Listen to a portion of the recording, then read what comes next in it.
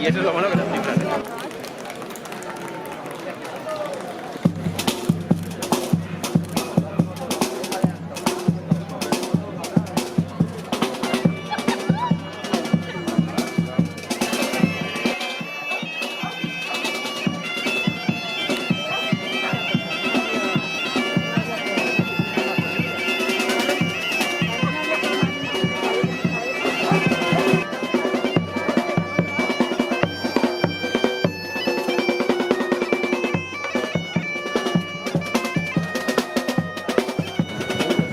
Mis valientes soldados, voy a tener que dejaros.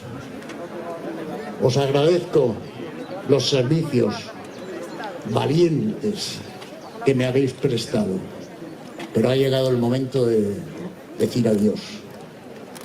Así que me gustaría pagarles la soldadesca que bien merecida tienen.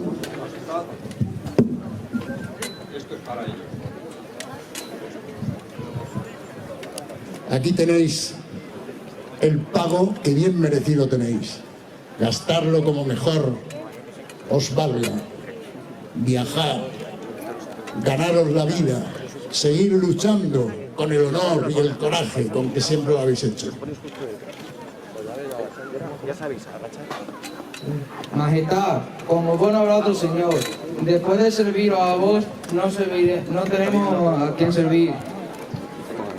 Bueno, os agradezco de verdad esa nobleza, pero seguir la vida.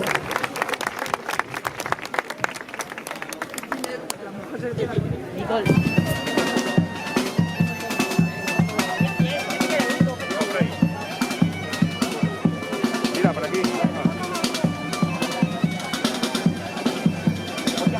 ¿Quién está ahí?